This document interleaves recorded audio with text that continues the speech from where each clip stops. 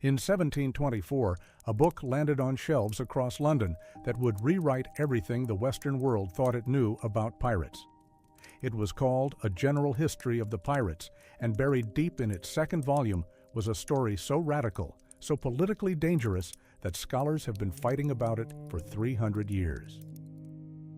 The story was about a place called Libertalia. Picture the map, the east coast of Africa. A ship sailing south from the Arabian Sea, past the Horn of Africa, past Zanzibar, past Mozambique, until it reaches the massive island sitting off the southeastern coast of the continent. Madagascar. Now zoom in.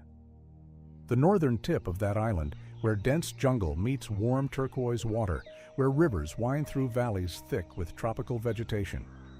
That is where, according to the most controversial pirate document ever published, a group of outlaws did something that no government on earth had managed to accomplish. They built a society where every person was equal, where slavery was abolished a full century before the American Civil War. Where wealth was shared, leaders were elected by popular vote, and the color of your skin meant absolutely nothing. If Libertalia was real, it was the most radical political experiment of the 1600s. And if it was fiction, it was the most dangerous piece of political propaganda in European history. Either way, the story of Libertalia changes everything you think you know about pirates. But here is where it gets complicated, because the evidence for this place does not point cleanly in one direction. There are real archaeological discoveries on Madagascar that line up with parts of the story. There are historical records from multiple colonial governments describing pirate settlements that sound suspiciously like what the book describes. And there is a long trail of academic research suggesting that whoever wrote this account had access to information that a fiction writer sitting in London should not have possessed. So let us go back to the beginning. Back to the book that started it all. A General History of the Pirates was published under the name Captain Charles Johnson. Nobody knows who Captain Charles Johnson actually was. For decades, scholars assumed it was a pseudonym for Daniel Defoe, the author of Robinson Crusoe. That theory has since been challenged, debated, partially debunked, and then partially resurrected. The truth is, we still do not know. What we do know is that whoever wrote this book had remarkable access to pirate world intelligence. The first volume, published in 1724, contained biographies of real pirates whose histories have been verified through court records, naval logs, and colonial correspondence. Blackbeard, Anne Bonny, Calico Jack, Charles Vane. The accounts are detailed, specific, and largely accurate. The second volume, published later that same year, is where things go sideways. Because alongside more real pirate biographies, the author included the story of Captain James Misson and a renegade Dominican priest named Caraccioli. According to the book, these two men did not just raid ships. They created an ideology, and then they turned that ideology into a functioning nation. The story begins in Provence, in southern France, sometime around the 1680s. Misson was a young man from a wealthy family who joined the French Navy. During a stop in Rome, he met Caraccioli, a Dominican priest who had lost his faith in the Catholic Church, but not his faith in humanity. Caraccioli had been reading the radical philosophers of his era. He had concluded that organized religion was a tool of oppression, that monarchy was a crime against natural law, and that the only legitimate form of government was one where every person had an equal voice. In most versions of this era's history, someone espousing those views would be arrested, excommunicated, or killed. But Misson was captivated. The two men became inseparable. When Misson's ship set sail, Caraccioli went with him. Now here is where the narrative takes its most dramatic turn. During a battle at sea, the captain and most of the senior officers aboard Misson's warship were killed. In the chaos that followed, Misson took command. And instead of continuing to serve the French crown, he made a speech. Before we go any further, I need to stop for a second, because what I've been showing you in these videos only scratches the surface. And I realized at some point that the full picture, the actual pirate code, word for word, the real punishment records, the exact treasure division shares, the ports that secretly funded them, it doesn't fit in a video. I put it all into one document, the Black Flag Codex. It's linked below, and the QR code is on your screen. Now, let's keep going. The book reproduces this speech in full, and even 300 years later, the language is striking. Misson told his crew that they were free men, that the laws of nations were written by the powerful to keep the weak in chains, that the distinction between nobleman and commoner was an invention designed to make one group of human beings the property of another. He told them they could continue serving a king who would never know their names, or they could sail under their own flag and build something the world had never seen. The crew voted. They chose freedom. And this is important. They voted. The book goes out of its way to emphasize that everything Misson and Caraccioli built was established through democratic consent. The crew elected their officers. They debated policy. They made collective decisions about where to sail, who to attack, and how to divide the spoils. This was not a dictatorship run by a charismatic pirate. This was, at least according to the text, a floating democracy. The ship, now operating as an independent pirate vessel, sailed south. They raided merchant ships in the Indian Ocean, but the book describes their methods as unusual. When they captured a Dutch slave ship, Misson did not sell the enslaved Africans for profit. He freed them, every single one. He told his crew that trading in human beings was a crime against nature, that no man had the right to own another, and that anyone who participated in the slave trade had forfeited their own humanity. Again, this is the 1680s. The transatlantic slave trade was at full throttle. European nations were building empires on the backs of enslaved labor. Abolition as a mainstream political movement would not gain real traction for another 100 years, and here, allegedly, was a pirate captain freeing enslaved people and welcoming them into his crew as equals. The freed Africans joined the ship. They were given the same rights as every other crew member. They voted. They received equal shares of any plunder. Some of them were elected to positions of authority. The book describes a genuinely multiracial, multilingual crew operating under democratic principles that most European nations would not adopt for another 2 centuries. After months of successful raiding in the Indian Ocean, Misson and Caraccioli decided it was time to stop sailing and start building. They chose a location on the northern coast of Madagascar, a bay with deep water for anchoring ships, surrounded by fertile land and protected by natural geography. They called their settlement Libertalia. The word itself is a declaration. Libertas, liberty. Freedom from external authority, from inherited power, from the arbitrary cruelty of kings and slave traders and colonial governors. This was not going to be a pirate hideout. This was going to be a nation. The book describes Libertalia's founding laws in considerable detail, and this is one of the reasons scholars have spent so long debating whether the account is real. Because the political philosophy embedded in these laws is genuinely sophisticated. It is not the work of someone casually inventing a pirate fantasy. It reads like someone who had studied Locke, engaged with early Enlightenment thinking, and was using the pirate framework to make a radical political argument. The foundational principles were these. All men were born free and equal. No hereditary titles or ranks would be recognized. Property would be held in common, meaning the wealth generated by the community belonged to everyone. Leaders would be elected and could be removed by popular vote. Slavery was permanently abolished. Religious freedom was absolute. No person could be compelled to worship in any particular way or punished for their beliefs. And the law applied equally to everyone, regardless of where they came from, what language they spoke, or what color their skin was. If you are thinking that sounds suspiciously like the ideals that would later drive the American and French revolutions, you are not wrong. The publication of a general history of the pirates predates the Declaration of Independence by more than 50 years. It predates the French Declaration of the Rights of Man by 65 years.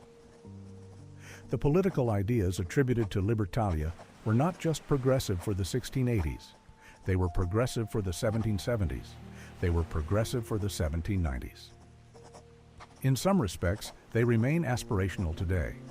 Caraccioli, according to the book, served as the intellectual architect of the colony. He drafted a constitution. He established a system of courts where disputes could be resolved without violence. He designed an educational framework so that children born in Libertalia regardless of their parents' background, would receive the same quality of instruction. He even proposed creating a new language, a blend of all the tongues spoken by the colonists, so that no single cultural group would have a linguistic advantage. Misson, meanwhile, focused on defense and external relations.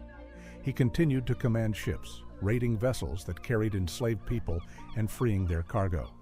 He made alliances with local Malagasy communities, trading goods and sharing resources rather than conquering and exploiting. The book describes a relationship between Libertalia and the indigenous population that was remarkably different from the colonial model operating everywhere else in the world at that time. The settlement grew. According to the account, pirates from multiple nations came to join the experiment: English, French, Dutch, Portuguese, African, Malagasy. The population became genuinely international, bound not by nationality or ethnicity, but by a shared commitment to the principles Misson and Caraccioli had established. They built houses. They cleared farmland. They constructed a fort to defend the harbor. They created a treasury where communal wealth was stored. They held regular assemblies where every member of the community could speak, debate, and vote on matters affecting the colony. There is a passage in the book that describes one of these assemblies, and it is worth pausing on. Caraccioli stood before the assembled colonists and argued that the word pirate was a label invented by governments to criminalize those who refused to submit to unjust authority. He said that every empire in history had been built through violence, theft, and conquest, and that the only difference between a king and a pirate was the scale of the operation and the willingness of historians to call one legitimate and the other criminal. This is not throwaway dialogue. This is a carefully constructed political argument that anticipates ideas that would not enter mainstream European discourse for generations. Whoever wrote this, whether they were recording real events or crafting elaborate fiction, was engaged in a deeply serious intellectual project. But Libertalia was not paradise. The book does not pretend otherwise, and that is actually one of the strongest arguments for its authenticity, or at least for the authenticity of its source material. Utopian fiction tends to present its imagined societies as flawless. The account of Libertalia includes conflict, disagreement, tension between different factions within the colony, and problems that the leadership struggled to resolve. There were disputes over the distribution of resources. Some colonists wanted to accumulate personal wealth. Others insisted on strict communal ownership. There were cultural clashes between groups who had different customs, different dietary practices, different expectations about family structure and gender roles. There were arguments about how to deal with neighboring communities that were hostile to the settlement. Misson and Caraccioli navigated these tensions through debate and compromise, not through force. At least that is what the book claims. But the cracks were always visible, and the reader is left with the sense that Libertalia's ideals were perpetually at war with the realities of human nature. Now we need to talk about the other pirate who enters this story, because he is a real, historically documented person, and his involvement is one of the most fascinating aspects of the entire Libertalia question. His name was Thomas Tew. Thomas Tew was an actual pirate. There is no scholarly debate about his existence. He was born in Rhode Island sometime around 1649. He received a privateering commission from the governor of Bermuda in 1692, ostensibly to attack a French trading post in West Africa. Instead, Tew convinced his crew to head for the Indian Ocean, where the real money was. Tew's first voyage was spectacularly successful. He captured a Mughal ship carrying enormous wealth and returned to Rhode Island a rich man. He was celebrated by colonial elites, including the governor of New York, Benjamin Fletcher, who reportedly enjoyed Tew's company and his stories. Here is where the Libertalia story intersects with documented history. Stop for a second. What you just heard about the pirate code is the part that rewrites everything you thought you knew. But it only lands when you see the actual shares, the exact fractions written into the Articles of Agreement, the punishments, the port records, the names of the men who funded them from government offices. It's all in the Black Flag Codex, linked in the description. 5 seconds, grab it now, because what comes next builds directly on it. Link is below. QR code is on your screen. According to a general history of the pirates, Thomas Tew sailed to Madagascar and discovered Misson's settlement. He was reportedly impressed by what he saw: a functioning community built on principles that bore no resemblance to the brutal hierarchies of the colonial world. Tew joined the colony and became one of its leaders, serving alongside Misson and Caraccioli. The book describes Tew bringing not just his crew and ships, but his connections to the broader pirate network. Through Tew, Libertalia gained access to trade routes, intelligence about naval movements, and relationships with other captains in the region. This is where the historical record gets tantalizing. We know from sources completely independent of the book that Thomas Tew did sail to Madagascar. We know he spent time there. We know he interacted with other pirates and with local communities. What we do not know is exactly what he found there. The end of Libertalia, as described in the book, came not from European navies or colonial governments, but from a conflict with a local Malagasy group. The settlement was attacked while Misson and many of the colonists' ships were away. The defenders were overwhelmed. Caraccioli was killed in the fighting. When Misson returned and saw what had happened, he gathered what remained of his people and his treasure and put to sea. He never reached another port. According to the book, Misson's ship was lost in a storm off the coast of Africa. The crew, the treasure, and the man who had dreamed of building a nation of equals all went to the bottom of the ocean. Thomas Tew, who had left before the attack, continued pirating. He was killed in 1695 during an engagement with a Mughal convoy in the Red Sea. He was struck by a cannonball and died on the deck of his ship. His crew surrendered or fled. And with that, every principal figure associated with Libertalia was dead. The colony itself, if it existed, was destroyed. The only record that remained was the account published 3 decades later in a book whose author we cannot identify with certainty. So, was it real? This is the question that has consumed historians, anthropologists, and archaeologists for centuries. And the answer, frustratingly, is that the evidence supports multiple interpretations simultaneously. The case against Libertalia being real rests on several arguments. First, no surviving physical evidence has been definitively linked to the settlement described in the book. Second, the political philosophy attributed to Misson and Caraccioli is suspiciously advanced for the 1680s. It reads more like early 1700s radical intellectualism than the thinking of a French naval officer turned pirate. Third, Captain Misson does not appear in any independent historical source. No French naval records, no colonial correspondence, no court documents or personal letters. For a man who supposedly founded a nation, he left no trace. Fourth, the entire account functions too perfectly as political allegory. The story is essentially a thought experiment. What happens if you take radical Enlightenment ideas and actually implement them? The book's answer is that they work beautifully until destroyed by external violence. That is a convenient narrative for someone making a political argument. However, the case for at least a kernel of truth is not easily dismissed. Madagascar was, without dispute, a major pirate hub in the late 1600s and early 1700s. Dozens, possibly hundreds of European pirates operated from bases along its coast. They formed settlements. Some were substantial, with permanent structures, agricultural activity, and mixed European Malagasy populations.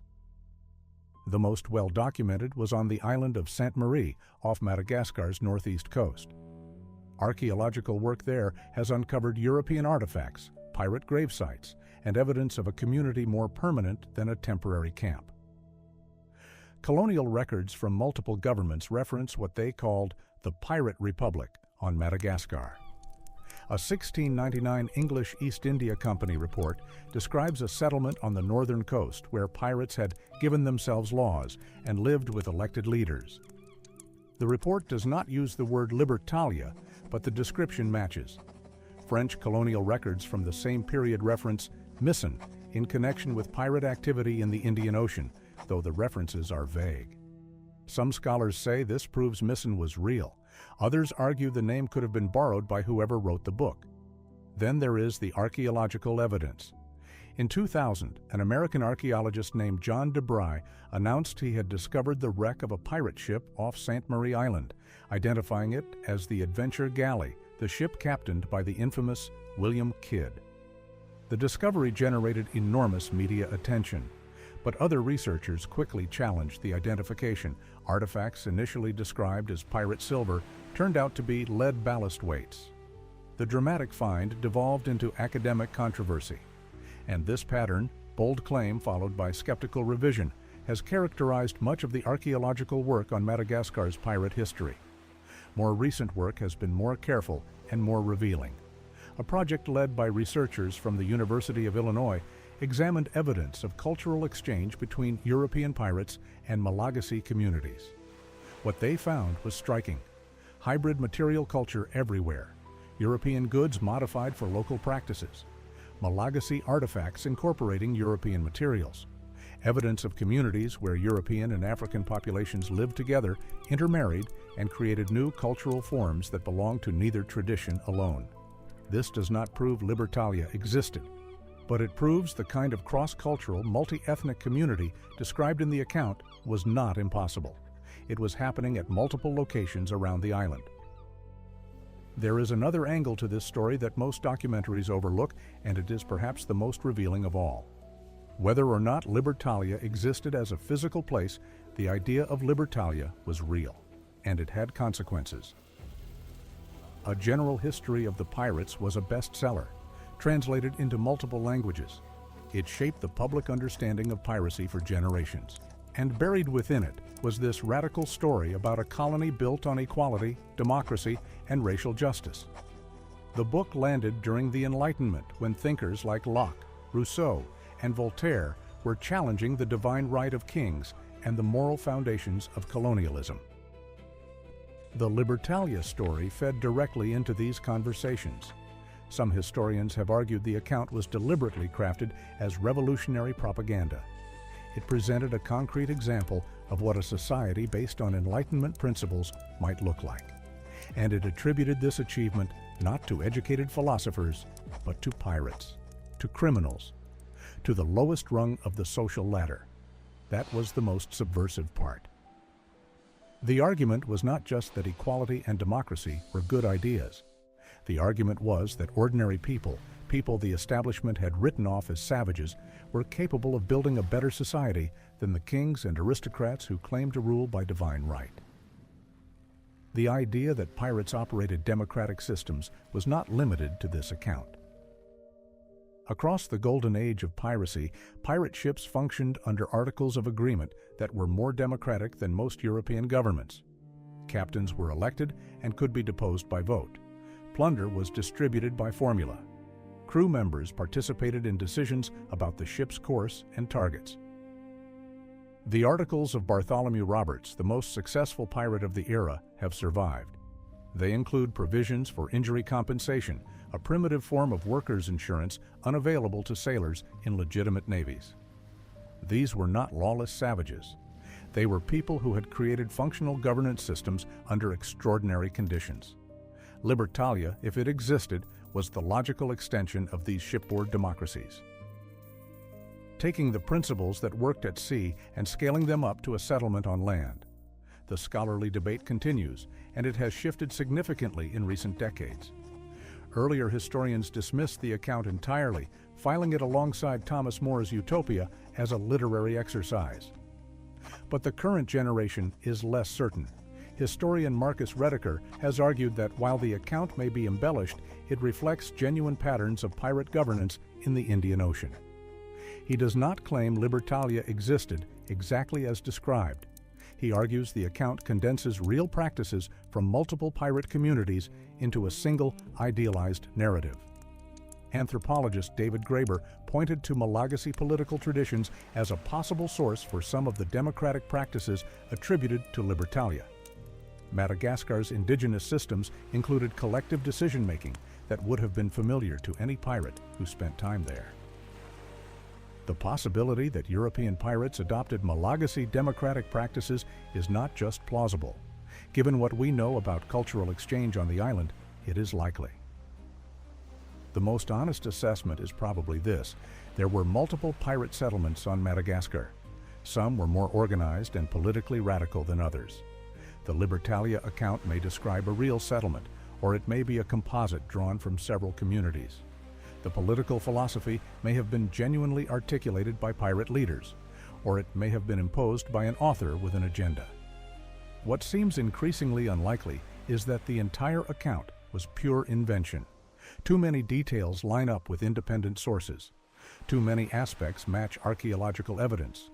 And the democratic practices attributed to Libertalia are documented in other pirate communities, even if not at the scale the book describes.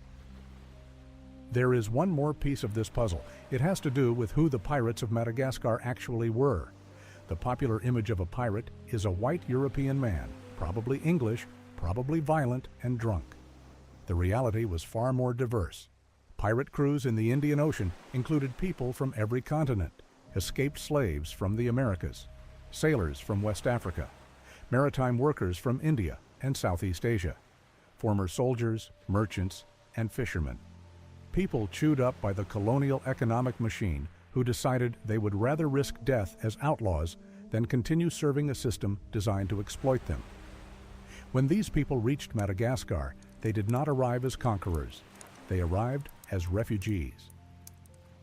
Many had more in common with the Malagasy population than with the European empires that claimed sovereignty over them. The children born from unions between pirates and Malagasy women became a distinct group known as the Zana Malata. This is documented history. They developed their own identity, blending European and Malagasy traditions, and became a significant political force on the island. Their descendants are part of the Malagasy population today. Libertalia, whether a single settlement or a network of communities, was part of this broader phenomenon. A moment when people from wildly different backgrounds came together outside the reach of empire and tried to build something new. The story of Libertalia forces a difficult question. Why do we struggle with the idea that pirates could have been political visionaries?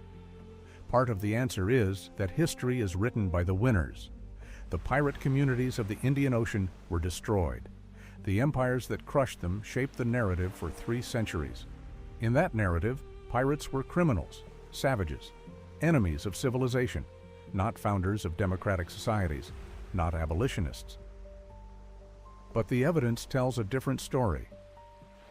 Across the Golden Age of Piracy, crews consistently organized themselves in ways that were more egalitarian and more democratic than the societies they had left behind.